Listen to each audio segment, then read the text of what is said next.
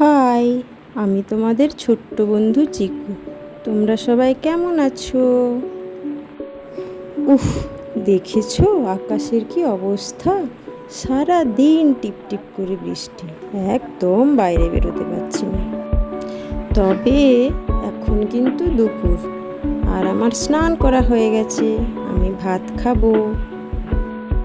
যাই, আসনটা পেতে নি, দেখি তো জল আছে কি নেই।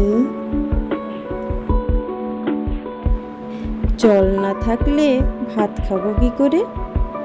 সব কাজ তো আবার আমাকেই করতে হয়। হাই রে, জল তো নেই।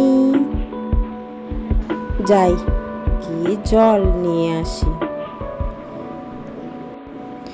যাই, জল নিয়ে এসে তো আবার ভাতও খেতে হবে। যাই যাই। আমার ভিডিও ভালো লাগলে লাইক করে দিও।